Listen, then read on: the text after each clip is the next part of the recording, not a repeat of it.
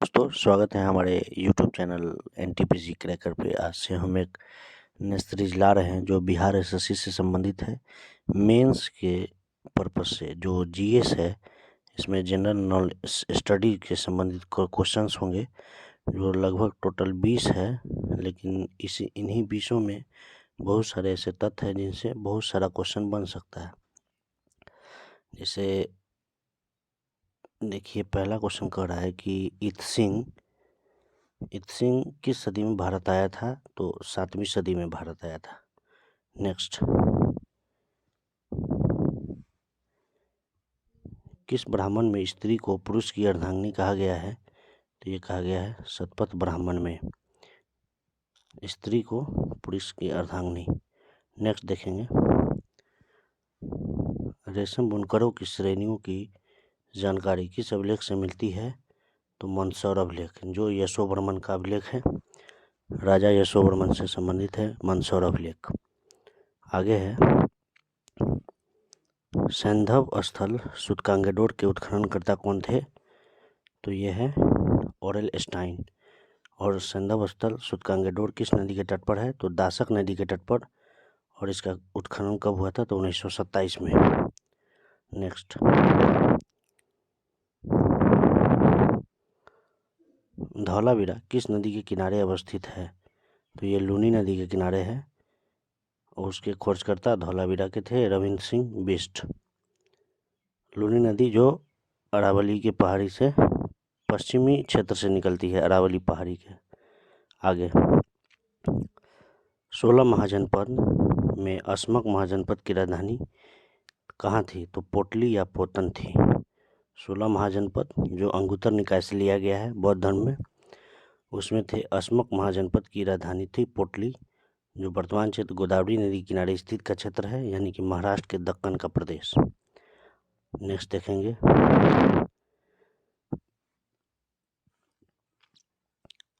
भारत में प्रमुख बौद्ध मठ सासुर मठ कहाँ अवस्थित है? तो ये है लाहौल स्पीति, हिमाचल प्रदेश में सासुर मठ। आगे देखेंगे, पशुपतिनाथ मंदिर जो नेपाल में है, वो नेपाल के किस गांव में अवस्थित है? तो ये देवपाटन गांव में है।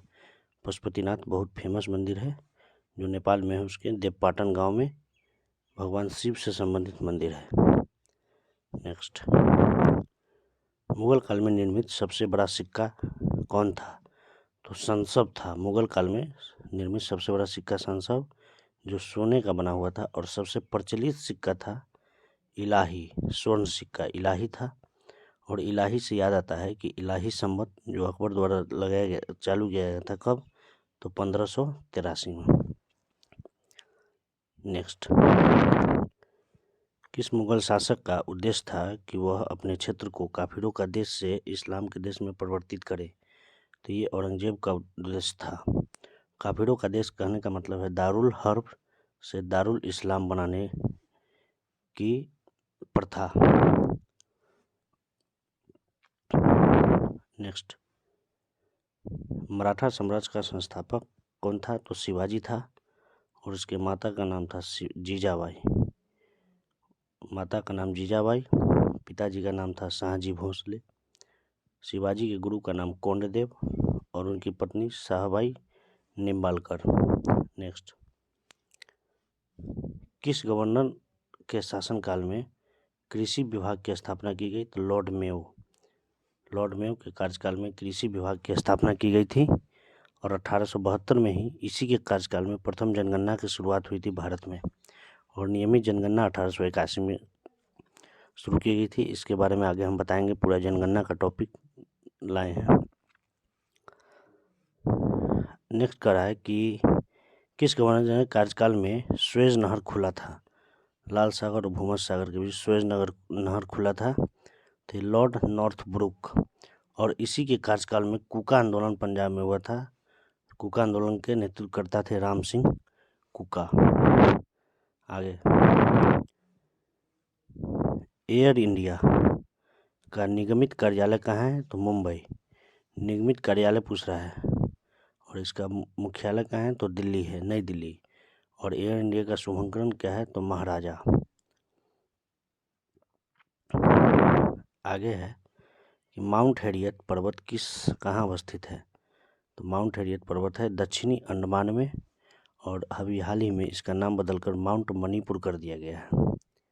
माउंट हैरियट पर्वत का नाम बदलकर क्या कर दिया गया है, तो माउंट मणिपुर। नेक्स्ट, महानदी की सहायक नदी। तो महानदी की सहायक दो नदी हैं मुख्यतः ब्राह्मणी और बैतरनी, और ये महानदी निकलती है रायपुर जिले के सिंहवा के समीप से, जो छत्तीसगढ़ में है, रायपुर के सिंहवा। और ये पूरे भारत में 815 किलोमीटर महानदी प्रवाहित होती है। आगे है द रिवर ऑफ इफेमरल किस नदी को कहा जाता है, तो लूनी नदी को कहा जाता है, जो कच्छ के रण में विलीन हो जाती है और अरावली के पश्चिम क्षेत्र से निकलती है। लूनी नदी अरावली के पश्चिम क्षेत्र से निकलती है, और लूनी नदी पर ही सैंधव स्थल था धौलावीरा। आगे, सेवराई की पहाड़ी किस राज्य में है, तो ये तमिलनाडु के राज्य में है, जो सलेम में स्थित है सेवराई की पहाड़ी। और ये पालनी की पहाड़ी, इलायची की पहाड़ी, अन्नामलाई, ये सभी तमिलनाडु में अवस्थित है। आगे है कि अंत्योदय एक्सप्रेस रेल की शुरुआत कब की गई, तो 27 फरवरी 2017 को किया गया था, यानी गरीबों के भ्रमण के लिए, यानी कि यात्रा के लिए अंत्योदय एक्सप्रेस शुरू किया गया था, और जो चलती है केरल से पश्चिम बंगाल, केरल के एर्नाकुलम से पश्चिम बंगाल के हावड़ा तक जाती है। आगे है जनगणना से संबंधित प्रश्न, जो एक एग्जाम में महत्वपूर्ण ही है, मतलब पूछना तय है। तो कह रहा है कि जनगणना का शुरुआत भारत में हुआ था लॉर्ड मेयो के कार्यकाल में। अभी बताए थे, जो कृषि विभाग की स्थापना हुआ था लॉर्ड मेयो के कार्यकाल में, उसी समय जनगणना का भी शुरुआत हुआ था 1872 में लॉर्ड मेयो। लेकिन नियमित रूप से जनगणना कराया गया था रिपन के कार्यकाल में 1881 में। उस समय जनगणना आयुक्त थे डब्ल्यू प्लोडेन। लेकिन आधुनिक में प्रथम व्यवस्थित जनगणना स्वीडन में कराया गया था पूरे विश्व में 1749 में। आगे है कि विश्व में प्रथम दशकीय जनगणना, यानी 10 वर्ष पर जनगणना कराने वाला प्रथम देश अमेरिका, जो स्टार्ट किया था 1790 से, और इंग्लैंड में जनगणना हुआ था 1801 में। सबसे प्रथम बार जनगणना 1801 में, भारत में हुआ था 1881 में नियमित जनगणना, और प्रथम जनगणना 1872 में। तो ठीक है, आज से इतना ही आज के लिए, और ये सीरीज हम तब तक चालू रखेंगे जब तक बिहार एसएससी का मेंस ख़त्म नहीं हो जाता है।